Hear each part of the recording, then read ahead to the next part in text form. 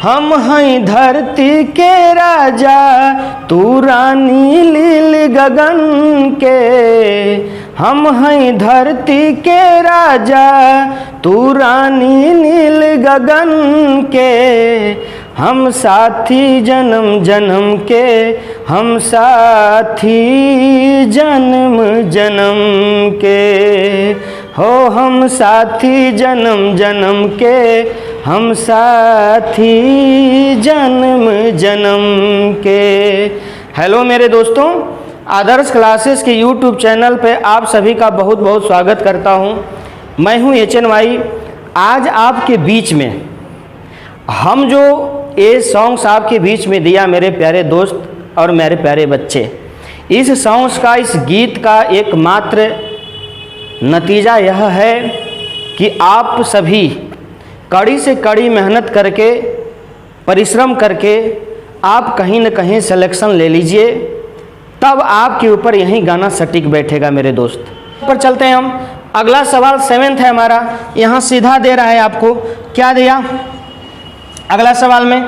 अगला सवाल कह रहा है कि जीवधारियों व वातावरण का पारस्परिक संबंध अध्ययन किस शाखा में किया जाता है। ये क्वेश्चन दे रहा है, आप जरा देखिएगा कि जीवधारियों व वातावरण का पारस्परिक अध्ययन किस शाखा में किया जाता है। मतलब जितने भी जीव जंतु हैं और जीव जंतु का जो संबंध वातावरण से है, जैसे हम लोग हैं तो हम लोग का संबंध वातावरण से है, हवा से है, पहाड़ से है, पर्वत से है, पौधों से है, पानी से है। बताइए है कि नहीं है? उसके बिना क्या हमारा संबंध अगर टूट जाएगा तो जी पाएंगे? कभी नहीं जी पाएंगे। इसी को हम लोग बोलते हैं इकोलॉजी। इसी को क्या बोलते हैं मेरे दोस्त? इकोलॉजी मतलब पारिस्थितिकी तंत्र। क्या बोलते हैं? पारिस्थितिकी तंत्र बोलते हैं। इसी को हम लोग पारिस्थितिकी तंत्र कहा जाता है। ठीक है, इकोलॉजी उससे बनता है इकोलॉजी सिस्टम, पारिस्थितिकी तंत्र। मतलब कोई भी जीव हो और उस जीव का संबंध वातावरण से हो, उस जीव का संबंध किससे हो? वातावरण से हो। ठीक है, इसी इकोसिस्टम में हम लोग पढ़ते हैं जीव जंतु और फूड चेन। मतलब जो हमारे भोजन होते हैं, कौन सा जीव किस पर निर्भर करता है, कौन किसको खाता है और कौन किस पर निर्भर होकर के अपने जीवन यापन को चलाता है। तो इसका हमारा आंसर क्या हो जाएगा मेरे बच्चे? तो हमारा आंसर हो जाएगा इकोलॉजी। अगर आपसे साइटोलॉजी कोई पूछे तो इसमें किसका अध्ययन किया जाता है? तो कोशिका विज्ञान का अध्ययन किया जाता है। अगर मार्फोलॉजी कोई पूछे तो मार्फोलॉजी में क्या?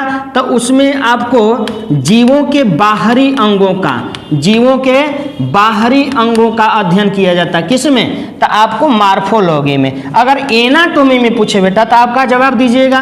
तो एनाटॉमी में जीवों के आंतरिक अंगों का अध्ययन किया जाता है। एनाटॉमी में किसका?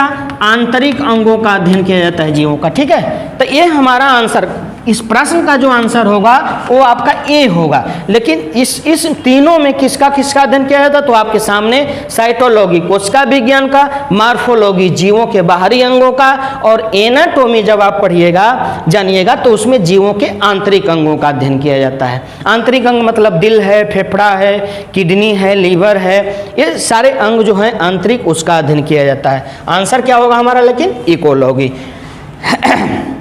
ठीक है, अब हम चलते हैं अगले क्वेश्चन पे।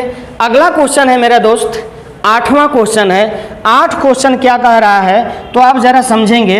8 क्वेश्चन हमारा कह रहा है कि जीवाश्म का अध्ययन किस शाखा में किया जाता है। ठीक है, अरे मेरे दोस्त, ना संघर्ष ना तकलीफ तो क्या मजा है जीने में, ना संघर्ष ना तकलीफ तो क्या मजा है जीने में, बड़े बड़े तूफान थम जाते हैं जब आग लगी हो सीने में। बात हमारी समझ रहे हो?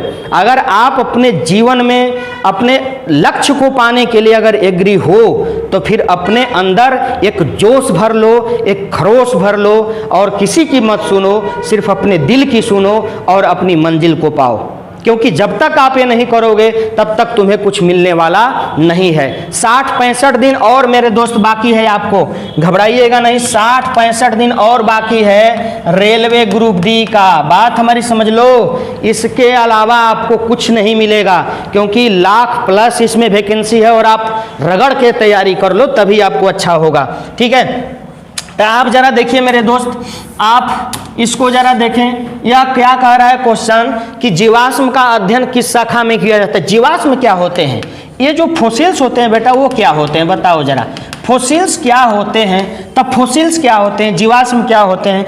अगर कोई जीव जंतु या पेड़ पौधा कोई भी हो, ठीक है, उनके मरने के बाद, क्या होने के बाद, मरने के बाद उसको जला दिया जाता है, उसको सड़ा दिया जाता है, उसको गला दिया जाता है, उसको गाड़ दिया जाता है। बात हमारी समझ रहे हैं। ऐसी परिस्थिति में इन सभी क्रियाओं के बाद जो अवशेष बचता है, क्या बचता है बेटा, अवशेष जो बचता है, उसी अवशेष को हम लोग क्या कहते हैं, जीवाश्म के नाम से जानते हैं, ठीक है। और जीवाश्म का अध्ययन किस शाखा में किया जाता, तो पोलिंटोलॉजी में। हमारा आंसर क्या हो जाएगा, ए। अगर आपसे कोई पूछे फाइकोलॉजी, तो इसमें क्या, इसमें शैवाल का अध्ययन किया जाएगा।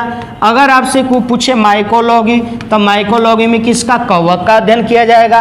अगर आपसे क्रेनोलॉजी पूछे, तो इसमें आपका दिमाग का अध्ययन किया जाएगा। बात हमारी समझ रहे हैं। ये कंडीशंस होता, आंसर हमारा ए हो जाएगा इसके अंतर्गत। अगले सवाल पर मैं चलता हूं।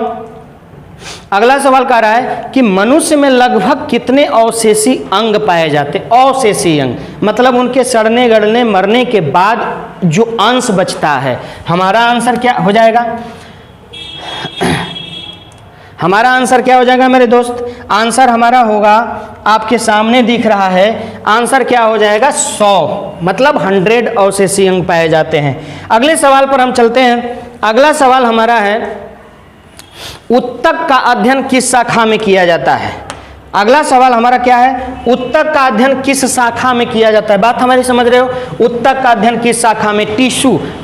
उत्तक क्या होते हैं, तो जरा गौर करो मेरे दोस्त, उत्तक क्या होते हैं, तो उत्तक ये होते हैं, उत्तक आपको समझ में होना चाहिए, इनका निर्माण जो होता है कोशिकाओं के अनेक समूह से बनता है उत्तक, और उत्तक से शरीर का अंग बनता है, ठीक है। और इसी का अध्ययन आपसे पूछा है, तो इसका अध्ययन किस में हो जाएगा, हिस्टोलॉजी में, ठीक है। हाइड्रोलॉजी अगर आपसे पूछे बेटा, तो इसका क्या जवाब दीजिएगा, हाइड्रोलॉजी में जल का अध्ययन किया जाता, ठीक है। अगर आपको हाइड्रोफोनिक्स पूछे, तो उसमें किसका, तो जल में उगने वाले कृषि का अध्ययन किया जाता है। अगर आपसे पूछे हर्मेटोलॉजी, तो इसमें आपका खून का अध्ययन किया जाता है, ठीक है, ब्लड का अध्ययन किया जाता है। बात हमारी समझ रहे, लेकिन इस प्रश्न का आंसर क्या होगा, ए आंसर होगा। आग लगा दो, एकदम आग लगा दो मेरे दोस्त, मेरे बच्चे, ताकि कोई छूट न जाए और आपके परिवार, आपके मम्मी पापा जिस उम्मीद को लगाए बैठे हैं, वो उम्मीद उनका बिखर न जाए।